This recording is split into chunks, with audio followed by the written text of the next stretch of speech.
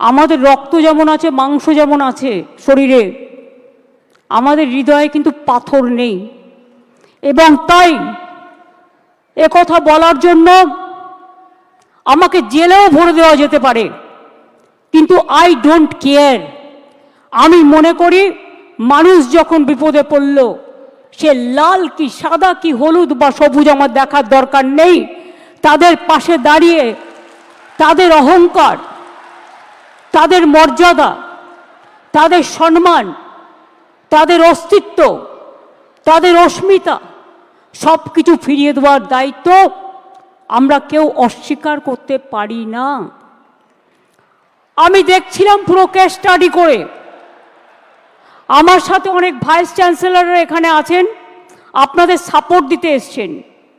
তেজিমালা, গুরুমনাগ, এমনকি দার্জিলিং থেকে এসছেন vice chancellor, professor Dipankar Kar vice chancellor, Amiya Kumar Panda vice chancellor, Rupkumar Barman vice chancellor, professor Saurin Bandyopadhyay vice chancellor, professor Gautam Ghosh vice chancellor, এছাড়াও deprive teacher অ্যাসোসিয়েশনের আজারউদ্দিন হালদার, পায়েল মিশ্র, ধীতিশ মণ্ডল সহ সুভদ্রা, আবুল বাসার, বিখ্যাত নলিনী বেরা সহ আমার সহকর্মীরা সহ সকলে এখানে আছেন। চিফ সেক্রেটারি নিজে এখানে আছেন মনোজ পন্ত। আমার এখানে এডুকেশন মিনিস্টার আছে, এডুকেশন সেক্রেটারি আছে, আমার এখানে আরও 5-6 জন মিনিস্টার আছেন।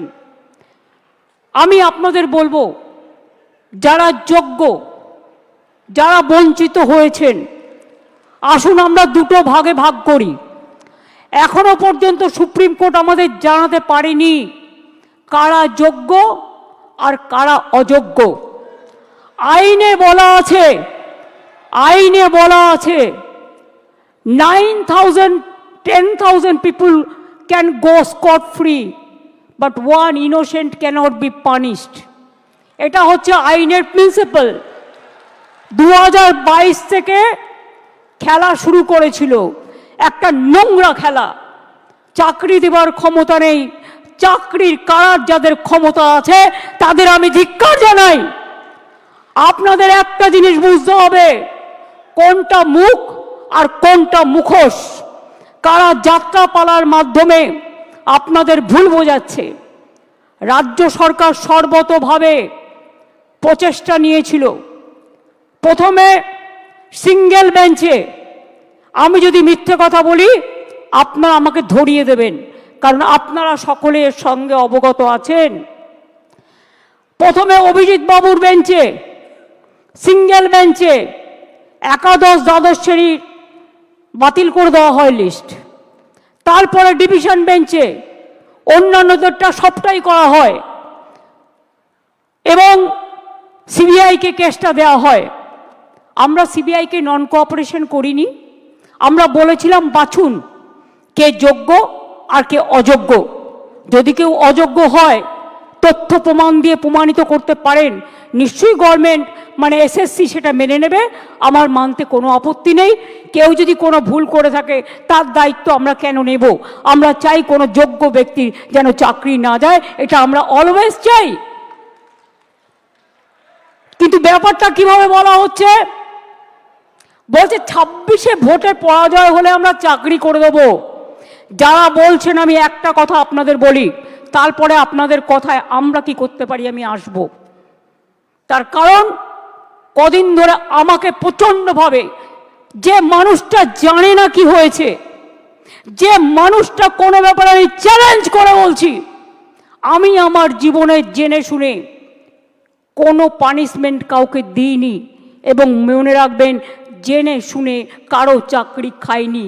তাই অনেক বদহজম হওয়া সত্ত্বেও আমি সিপিএমের একটারও চাকরি খাইনি, যারা 34 বছর অনেক অন্যায় করে গেছে। কারণ আমি বলেছিলাম বদল চাই, বদলা নয়। কিন্তু তার মানে এই নয় তুমি গিয়ে কেন অ্যাপ্লাই করলে। ফার্স্ট কোয়েশ্চেন আমার, whether Vikas Bhattacharya will be isolated or not politically. This is my first question. CPM has to answer cancelling all this list. আজকে বাইরে আমার নামে বড় বড় কথা বলছো, আমি তো করিনি, আমি তো চাকরিগুলো দিয়েছিলাম, আমার সরকার দিয়েছিল। একটা দুটো কাজ করতে গেলে ভুল হতে পারে, সে ভুল সংশোধন করে নেওয়ার জন্য তুমি প্রশাসনকে সময় দাও, তা তো তোমরা দাওনি। Right to make blunders, Netaji Subhash Chandra Bose বলেছিলেন ভুল করাটাও একটা অধিকার, যদি কারো ভুল হয়ে থাকে সেই ভুলটাকে সংশোধন করার দায়িত্ব কার? কোর্ট যদি প্রশাসনকে দিত, কোর্ট নিশ্চয়ই কোর্টের কথা মেনে প্রশাসন সে কাজটা করতে পারত। তারপরে গেল ডিভিশন বেঞ্চে, সব বাতিল। আমার মনে আছে সঙ্গে সঙ্গে আমি এডুকেশন ডিপার্টমেন্টকে বললাম, সব ভালো ভালো লয়ার দিয়ে 2024-এ আমি দুর্গাপুরে মিছিল করছি ইলেকশনের সময়, তখন হঠাৎ খবর পেলাম যে, তখন কি খবর পেলাম শুনুন, যাদের ভালো লাগবে না তারা নিজেদের জায়গা মতো থাকতে পারেন, আমার কোনো অসুবিধে নেই, বাট যেটা দরকারি সেটা আমার বলতে হবে। আমার কথা আমি সারাক্ষণ গালাগালি খাবো, আর আমার কথা আমি কাউকে বলতে পারবো না ভাই বোনেরা আমার, তা কি হয়? আমরা তো সবাইকে ডেকেছি। যার ইচ্ছে থাকবেন, যার ইচ্ছে শুনবেন, যার ইচ্ছে গ্রহণ করবেন, যার ইচ্ছে বর্জন করবেন, গণতান্ত্রিক অধিকার সবার আছে। কিন্তু মনে রাখবেন, মানুষ যখন বিপদে পড়ে তাকে ধৈর্য ধরে শুনতে হয়। 2024 সালে আমি আসানসোলে দুর্গাপুরে মিছিল করছি, আমার কাছে খবর এলো সুপ্রিম কোর্টে আমরা যখন অ্যাপিল করেছিলাম যে হাইকোর্টের রায়টাকে স্টে করে দেওয়ার জন্য, এবং তদানীন্তন বিচারপতি মিস্টার রেসপেক্টেড চন্দ্রজিৎ, আমাদের চন্দ্রচূড়জি সেটাকে স্টে করে দেন। অর্থাৎ হাইকোর্ট থেকে যে ভবিষ্যৎটা অনিশ্চিত হয়েছিল সেই ভবিষ্যৎটা তিনি নিশ্চিন্ত করে দেন। তারপর আবার দেখলাম আর একজন বিচারপতি এলেন, একজন প্রধান বিচারপতির একটা রায়কে আর একজন প্রধান বিচারপতি সম্পূর্ণভাবে যোগ্য অযোগ্য না দেখে বাতিল করে দিলেন। মনে রাখবেন, আমায় যদি কেউ চ্যালেঞ্জ করে, আমি কিন্তু চ্যালেঞ্জটাকে মোকাবিলা করতে জানি। আমি কোর্টকে বলছি না, এটা কোর্টের দোষ নয়, দোষ তো সেই মুখ আর মুখোশদের যারা আপনাদের নিয়ে খেলা করেছে। বাট আমি একটা কথা বলতে চাই, আমি বেঁচে থাকাকালীন যোগ্য প্রার্থীদের কারো চাকরি কেড়ে নিতে দেব না। It is my commitment.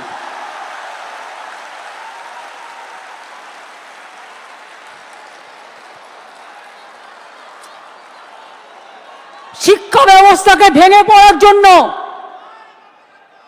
ভেঙে ফেলে দেওয়ার জন্য, শিক্ষা ব্যবস্থাকে ভেঙে ফেলার জন্য একটা চক্রান্ত চলছে, একটা পরিকল্পনা চলছে। 9, 10, 11, 12 টিচাররা gateway of the higher education তারা তৈরি করে, তারা অনেকে খাতা দেখছে, তারা অনেকে গোল্ড মেডালিস্ট আছে, তাদের জীবনে ভালো রেজাল্ট করে এসছে, সবাইকে চোর বলে দিচ্ছেন, সবাইকে অযোগ্য বলে দিচ্ছেন। এই বলবার অধিকার আপনাদের দিল কে? আমি সরাসরি চ্যালেঞ্জ করছি। আর এই রায়ের পেছনে কিছু খেলা তো নেই, সেই খেলাটা কে খেলেছেন? একজন প্রধান বিচারপতি স্টে করে দিচ্ছেন। আমরা তো মনে করি আইনের সম্মান একজন যেটা করে, উচ্চ আদালতের সর্বোচ্চ আদালত ন্যায় দেবেন, এটাই আমরা আশা করি। বিচারের বাণী যেন নীরবে নিভৃতে না কাঁদে, এটাই আমরা আশা করি। আমরা আশা করি কণ্ঠ আমার রুদ্ধ আজকে, বাসি সঙ্গীত হারা অমাবস্যার কারা, লুপ্ত করেছে আমার ভুবন দুঃস্বপ্নের তলে, তাই তো তোমায় শুধাই অশ্রু জলে, যাহারা তোমার বিছাইছে বায়ু, নিভাইছে তব আলো, তুমি কি তাদের ক্ষমা করিয়াছ? তুমি কি বেসেছ ভালো? আমরা সরকারের পক্ষ থেকে শিক্ষা ব্যবস্থা যাতে ভেঙে না পড়ে, তার জন্য আমরা প্রথমে আমি একটু কোর্টের ভাষায় বলি। কোর্টের ভাষাটা, তার কারণ মনে রাখবেন, কোর্ট যখন একটা রায় দেয় সে রায়টাই নাকি চূড়ান্ত রায়। সেই জন্য একটু কোর্টের ভাষায় বলি। সুপ্রিম কোর্ট বলেনি কে যোগ্য কে অযোগ্য, তালিকা দেয়নি। সরকারকে যোগ্য ও অযোগ্যদের আলাদা করার সুযোগ আদালত দেয়নি। ফ্যাক্ট ফাইন্ডিংয়ের অনুমতিও দেয়নি। সিবিআই যা যা কাগজপত্র চেয়েছিল তদন্ত করার জন্য, এসএসসি সব কাগজপত্র তাদের দিয়ে সাহায্য করেছিল। আমরা লয়ার কাদের দিয়েছিলাম শুনে রাখুন। আমরা লয়ার যাদের দিয়েছিলাম এবং এখনো দেব, সেই লয়ার কারা একটু জেনে রাখুন, আপনাদের জানার প্রয়োজন হয়। তার কারণ, জাস্ট এ মিনিট,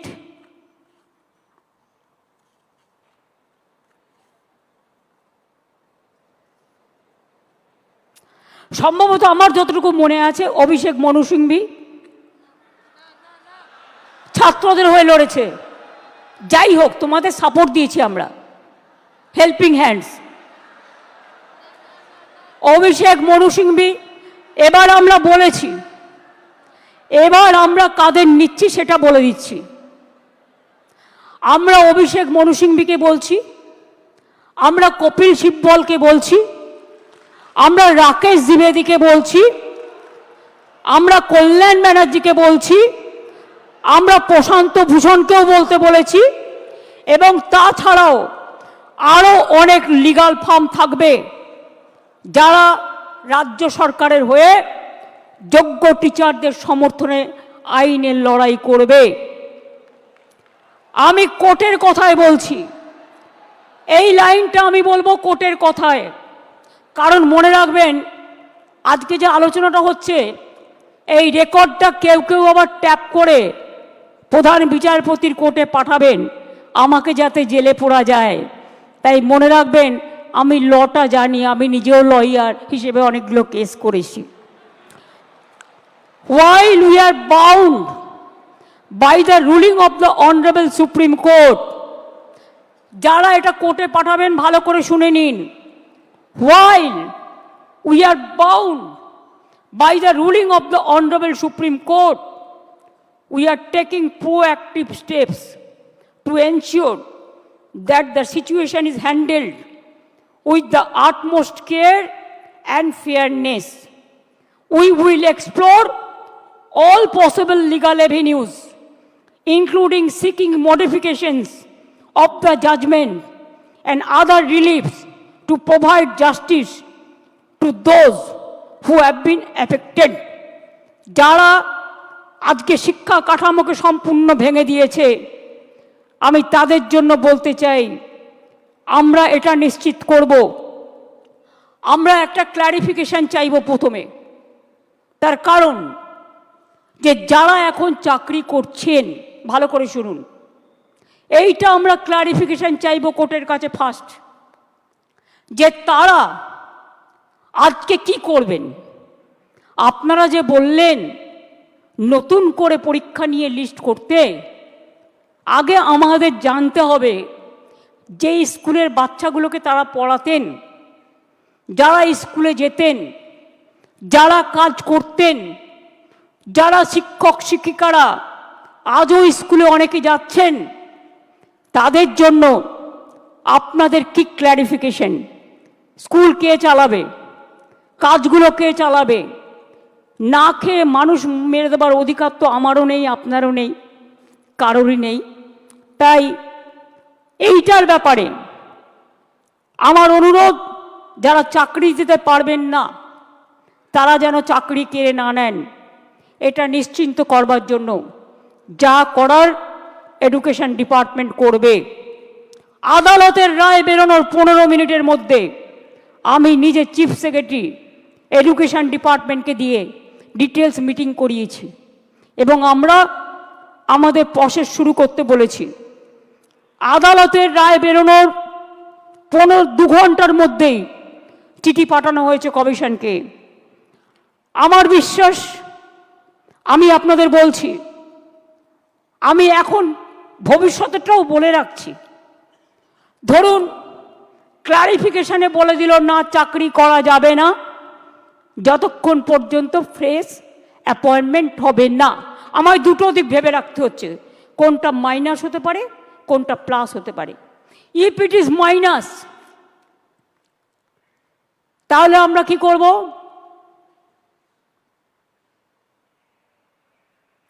মাইনাসেরটা আমার না বলাই ভালো, আমার মাথায় কিছু আছে। আমি ধরে নিচ্ছি এটা প্লাস হবে। প্লাস মানে নিশ্চয়ই ক্লারিফাই করে let the good sense prevails, এবং তারা যারা যোগ্য তাদের চাকরি না কেড়ে নিয়ে তাদের কাজ করবার সুযোগ দেবেন। বাই চান্স যদি না দেয়, তাহলেও মনে রাখবেন, যারা যোগ্য তাদের চাকরি নিশ্চিন্ত করার দায়িত্ব সরকারের।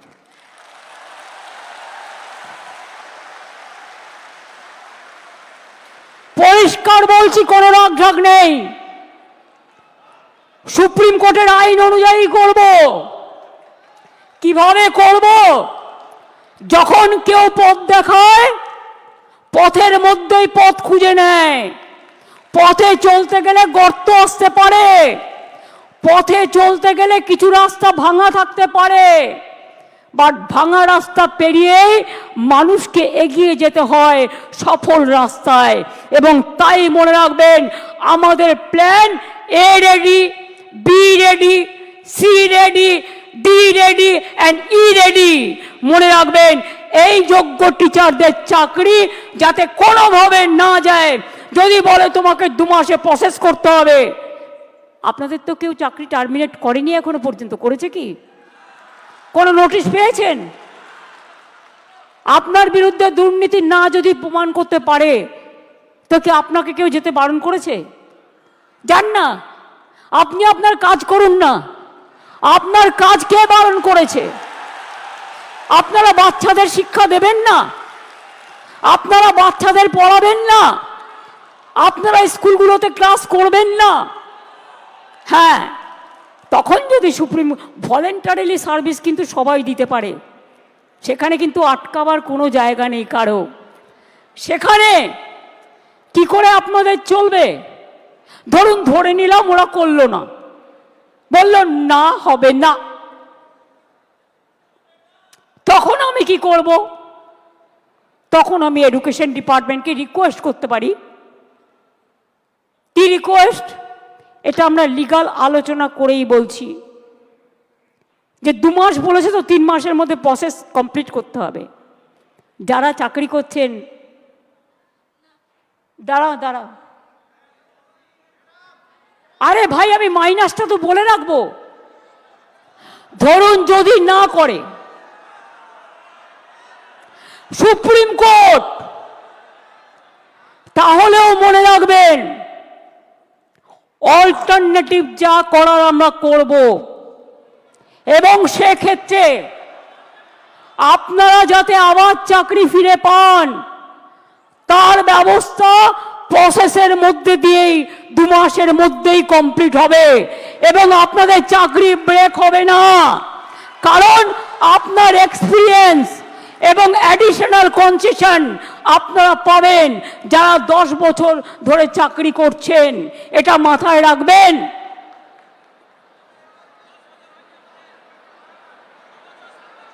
আমি চাই মানবিকতার খাতিরে সুপ্রিম কোর্ট কেসটা নিয়ে ক্ল্যারিফাই করে বলুন কারা যোগ্য, কারা যোগ্য নয়। আমাদের হাতে লিস্টটা তুলে দিন। 2 হচ্ছে, আমরা এটাও জানতে চাইব, শিক্ষা ব্যবস্থাকে ভেঙে দেওয়ার অধিকার তো কারো নেই। 2-3টে এক্সাম্পল দিচ্ছি। মধ্যপ্রদেশের ভেপম কেলেঙ্কারি, বিজেপির রাজ্যে কতজন মানুষকে খুন করা হয়েছিল? 89 জন, আজ পর্যন্ত বিচার পায়নি। নিট নিয়ে অনেক অভিযোগ উঠেছিল, সুপ্রিম কোর্ট নিট কিন্তু বাতিল করে দেয়নি, শুধু বাংলাকে টার্গেট করা হচ্ছে কেন, এটা আমরা জানতে চাই। বিহারে কি হয়েছে, রাজস্থানে কি হয়েছে, ইউপিতে কি হয়েছে? সিপিএম এর আমলে চিরকুট দিয়ে চাকরি হয়েছে এবং বিজেপি রাজ্যেও হয়েছে। অস্বীকার করতে পারবেন না। বাংলার ট্যালেন্টকে আপনারা ভয় পান। কাজেই আজকে আমি এ কথা বলতে এসেছি, দুটো ভাগ এই পর্যায়ের, একটা যোগ্য আর একটা অযোগ্য। যোগ্যদের চাকরি যাতে যোগ্যরা ফিরে পায় মর্যাদার সাথে, সম্মানের সাথে, আমরা প্রথমে ক্ল্যারিটি চাইব। যদি ক্ল্যারিটি সুপ্রিম কোর্ট ক্লিয়ার করে দেয় আমরা সকলে গ্রেটফুল থাকব, আর যদি না করে তখন আমাদের রাস্তা থেকেই আমরা রাস্তা বের করে নিয়ে আপনাদের পাশে দাঁড়াবো, যাতে আপনাদের কোনো অসুবিধে না হয়। 2 মাস সাফার করলে 20 বছর সাফার করতে হবে না, আর ওই 2 মাসও পুষিয়ে দেবো। এটা মনে রাখবেন, আমার জীবনে কথা মানে কথা। আমি যদি কাউকে কথা দিই আমি লাস্ট পর্যন্ত সেই কাজটা করে দেখাই। কারো দোয়া ভিক্ষে চাই না, আপনাদের ভিক্ষা করে খেতে হবে না। আমি জানি অনেক পরিবার আছে যারা গাড়ির জন্য লোন নিয়েছেন, বাড়ির জন্য লোন নিয়েছেন, বাচ্চার পড়াশুনো চালান, বৃদ্ধা বাবা মাকে দেখেন, ওষুধের খরচা দেন, সংসার চালান, নতুন করে বিয়ে করেছেন, তাদের সংসার তৈরি করেছেন। আপনারা কি ভাবেন আমি এত বোকা যে তাদের সবটা বাতিল করে দেব? তারা অযোগ্য নয় জেনেও? এটা হতে পারে না। যারা যোগ্য নিশ্চিন্তে থাকুন, ভরসা রাখুন, আস্থা রাখুন, পাবেনই, চিন্তা করবেন না। কারো চাকরি কেড়ে নেওয়ার অধিকার কারো নেই। আমরা ক্ল্যারিটি চাইব। ক্ল্যারিটি যদি না হয় আগে পেছে সব আমরা ওটাকে ভরাট করে দেব। Don't worry. আপনারা পড়াশোনা করুন, আপনারা বাচ্চাদের মানুষ করুন, আপনারা সার্ভিসে যান, ভলেন্টারিলি সার্ভিস করুন। কেন আপনারা ভলেন্টারিলি করবেন? তার কারণ আমাদের সুপ্রিম কোর্টে ক্লারিফিকেশনের জন্য যেতে হচ্ছে বলে আইন মোতাবেক আমরা চাই আইন আপনাদের সুরাহা করুক। আর যারা রাস্তায় দাঁড়িয়ে চিৎকার করে আমায় গালাগালি দিচ্ছেন তাদের বলবো, আপনারা তো চারিদিকে লোক পুষে রেখেছেন, এই রায় তো আপনারা কলকাঠি নাড়েননি তো। মমতা ব্যানার্জিকে খাস্তা করতে গিয়ে মনে রাখবেন টিচারদের চাকরি কেড়ে নেবেন না, ওদের জীবন যৌবন কেড়ে নেবেন না, যোগ্যদের চাকরি কাড়বেন না, যোগ্য প্রার্থীদের অমর্যাদা করবেন না। মমতা ব্যানার্জিকে 1000বার আপনারা মিথ্যে কথা বলতে পারেন, কুৎসা করতে পারেন, চক্রান্ত করতে পারেন। মনে রাখবেন সুস্থ বাঘের থেকেও আহত বাঘ আরো ভয়ঙ্কর। এই আঘাত আপনাদের আঘাত নয়, এই আঘাত আমার উপর মানসিকভাবে আঘাত, আমাদের সরকারকে আঘাত করেছে। এই আঘাতের প্রত্যুত্তর আমরা ফিরিয়ে দেব কাজের মধ্যে দিয়ে, সম্মানের মধ্যে দিয়ে, জীবন জীবিকার মধ্যে দিয়ে। চিন্তা করবেন না। আর কেউ কারো উস্কানি সুরে, প্ররোচনা শুনে প্লিজ দয়া করে প্ররোচিত হবেন না। মনে রাখবেন মাথার ওপরে আমরা আছি, মামাটি মানুষের সরকার আছে, কারো প্রতি কোনো অবিচার আমরা করব না। এটা আমি কথা দিয়ে গেলাম, এটা আমি কথা দিয়ে গেলাম, এটা আমি কথা দিয়ে গেলাম। যারা বলছে 2026-এ করবেন, দাঁড়ান 1 সেকেন্ড আরেকটা শুনে নিন। ত্রিপুরায় 10,000 টিচারের চাকরি হয়ে গিয়েছিল কোর্টের জন্য। বিজেপির ম্যানিফেস্টো বলা হয়েছিল প্রতিশ্রুতিতে প্রথমবার, এবার তো দ্বিতীয়বার এসছে, যে তারা জিতলে সব টিচারদের চাকরি ফিরিয়ে দেবে। দেয় তো নি, উপরন্তু যারা প্রতিবাদ করতে গিয়েছিল তাদের মাথাগুলো মেরে ফাটিয়ে দিয়েছে। সুতরাং মনে রাখবেন, এদের বিশ্বাস করবেন না। এরা দুমুখে কেউটে সাপ। আমরা এক নয়, এটা মাথায় রাখবেন। আম গাছে কখনো আমরা ফলে না, আর আমরা গাছে কখনো আম ফলে না, এটা মাথায় রাখবেন। এবং তাই এই কেসটাও আমরা লড়বো, just like a royal Bengal tiger. আর আমি স্টুডেন্টদের বলবো, এই ডিপ্রাইভ টিচার অ্যাসোসিয়েশনের যারা আছে তারাও একটা গ্রুপ করে আমরা যে লয়ারদের দিচ্ছি তারাও যদি মনে করেন তারা কনসাল্টিং প্রসেসে থাকবেন, তাদের স্যাটিসফ্যাকশানের জন্য আমি এডুকেশন মিনিস্টার এবং সেক্রেটারি এবং চিফ সেক্রেটারি এখানে আছে, তাদের রিকোয়েস্ট করব ওদের থেকেও একটা স্মল গ্রুপ তৈরি করে নাও। আর এদের আপনারা ডিপেন্ড করুন যাতে টাইম টু টাইম সঠিক মেসেজ আপনারা করতে পারেন। আমি এইটুকু বলবো, নিশ্চিন্তে থাকুন, ভরসা রাখুন। আগে আমাকে যোগ্যদেরটা ঠিক করতে দিন, আগে আমাকে যোগ্যদেরটা ঠিক করতে দিন,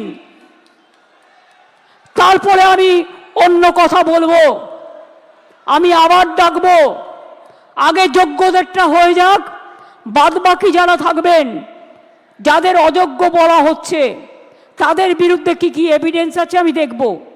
সত্যিই যদি এভিডেন্স প্রমাণিত হয় তারা অযোগ্য, তখন আমার কিছু হয়তো করার থাকবে না ওই ডিপার্টমেন্টে, কিন্তু সেটা নিয়ে আমরা আলোচনা করব পরে।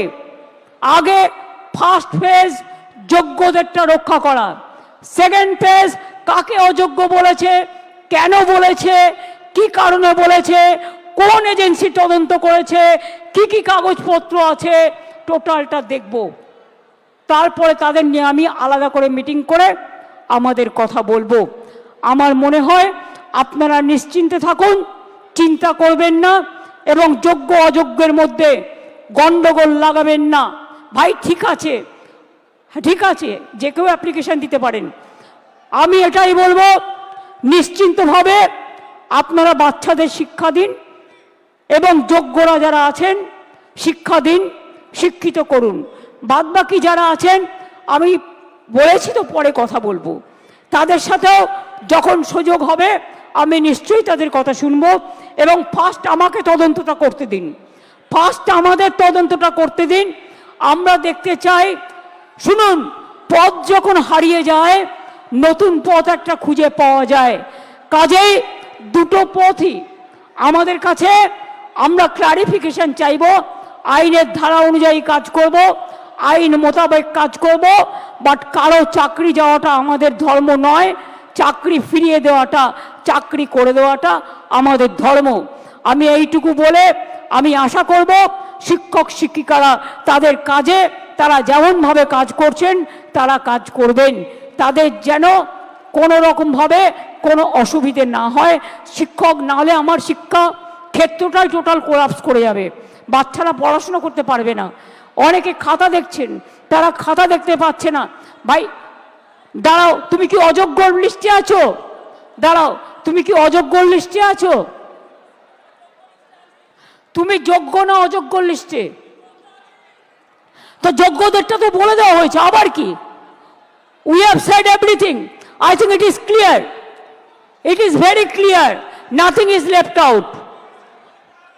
বলে দিয়েছি যারা যোগ্য তারা পাবেন, চিন্তা করার কোনো কারণ নেই। গায়ের জোরে ফোর্সফুলি তর্ক করে কিছু হয় না, ভালোবাসার দ্বারা যেটা হয়। তাই আপনাদের বলবো, এরপরেও যদি কারো কিছু বলার থাকে, আপনারা যে স্মল গ্রুপ আমরা তৈরি করে দিচ্ছি তাদের মাধ্যমে এডুকেশন মিনিস্টারকে মিট করে কথা বলুন।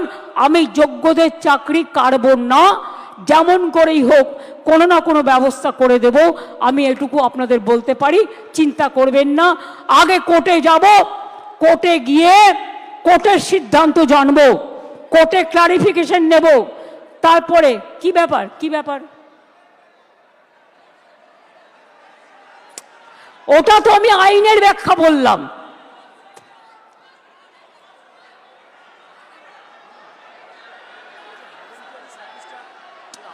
আরে ভলেন্টারিলি বলছি না, শুনুন, আমি কোর্টের ভাষা বলছি।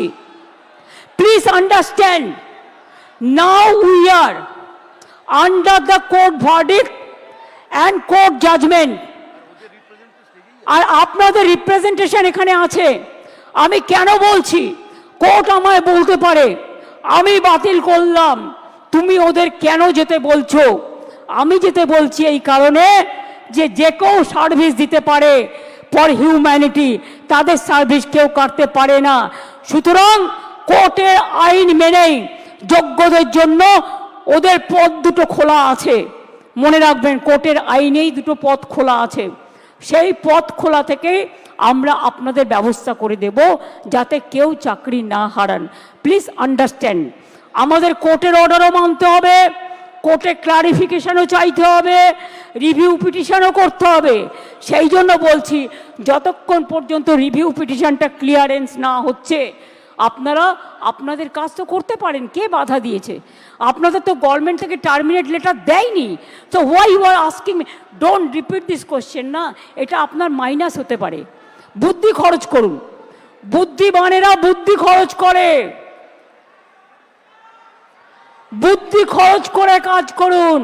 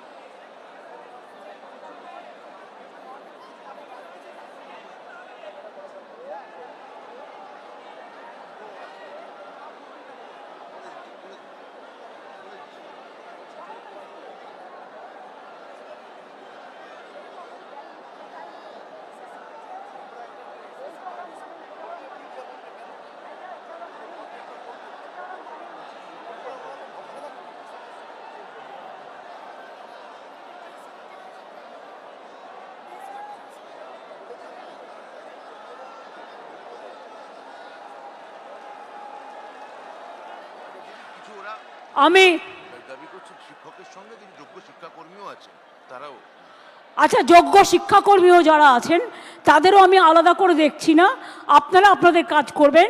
আর যোগ্য আর অযোগ্যদের লিস্টটা আমরা সুপ্রিম কোর্টের কাছে চাইব, ঠিক আছে? তারপরে আমরা ডিসিশন নেব।